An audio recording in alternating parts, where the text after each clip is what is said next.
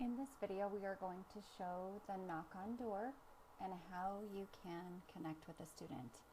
You'll notice when you are logged in, your status appears here in the upper left-hand corner. You'll see your name, photo, ConexED user role, and then this status online, away, or offline. When you are online, the knock-on door option appears and students will be able to connect with you for quick questions.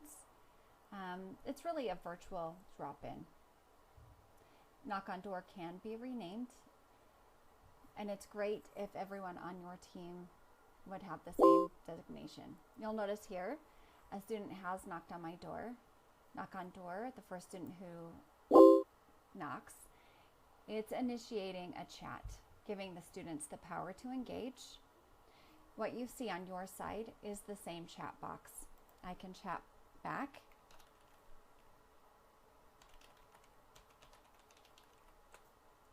I can chat back with the student. I also see chat tools. I can view student details. This allows me to see any student information, meeting notes, history, student ID. I can save the chat to a new meeting. I want to continue just to chat with the student, but I want to track it as an interaction. Add notes and reason codes. It's tied to the student meeting history as well as group reporting. I can send to another moderator. When sending to another moderator, it allows me to transfer that student to someone within my team or another group altogether.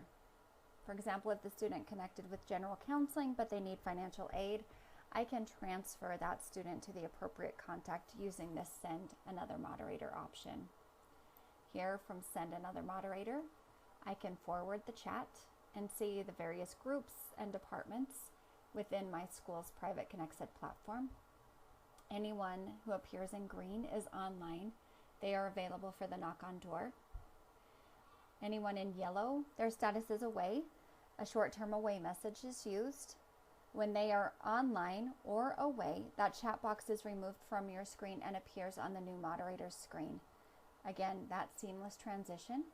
They can see that chat history that took place and continue providing support to the student.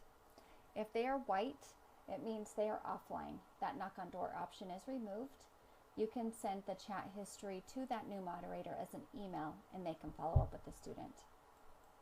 Sometimes because it's so much easier and faster to have a face-to-face conversation with the student, you can open your door. And opening your door invites the student into your cafe or virtual office. Once I open my door, I would enter the meeting. The student on their side would also be able to enter, and then I would see them come into the lobby. Here's Lacey. I can see the reason code, but Lacey, because she initiated the knock-on door, I opened my door and invited her into my cafe. She enters my personal lobby. When she is in my personal lobby, it's that direct communication with that student. I can bring the student in for that face-to-face.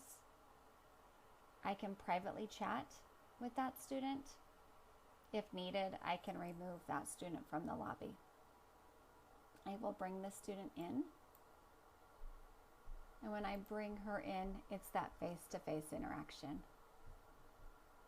Okay.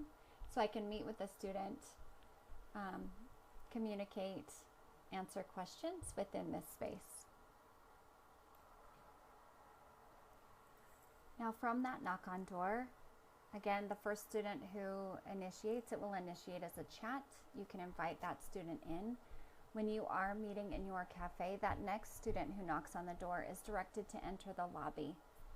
You'll notice that red circle appears. I can hover over that red circle, see the student name and length of time. I can then see that the student entered that shared virtual lobby, our counseling lobby, because they came in through that drop-in enter lobby. It wasn't a scheduled appointment, or I didn't open my door and invite that student in. They entered that shared lobby space. It really replicates those in office or on campus drop-ins. And this space really replicates bringing students from that reception area into your individual office. Because the student enters that shared lobby space, anyone who is a group user, those who meet with or support students, can see students waiting in that lobby and can pull students from that lobby into their own cafe or virtual office. I see name, length of time, reason code. I can transfer Raphael to my personal lobby. If I transfer to my personal lobby, it can help me manage my drop-ins. Maybe I meet with students for specific reason codes only. Maybe I know that I only have 20 minutes in my drop-in period. I can move 2 students in to my personal lobby. A variety of uses for that transfer option. I can bring Raphael into the meeting. I may want to have a group session, or my first student has left. I simply come and bring that next student in. I can privately chat.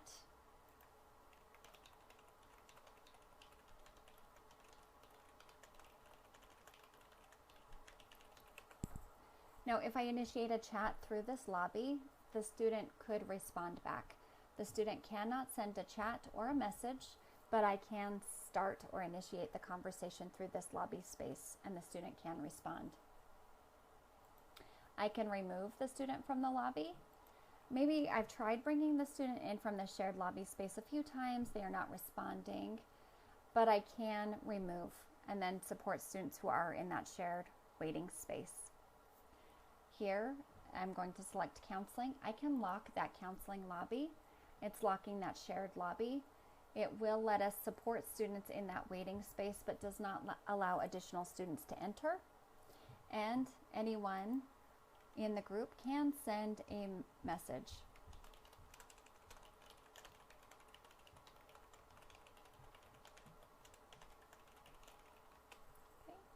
Now we're just sending a message to students waiting in the lobby. The students cannot respond in that lobby space. Okay. Here I can bring Raphael in, for example, for a group session, and then have meet face-to-face with students in this space. Thank you.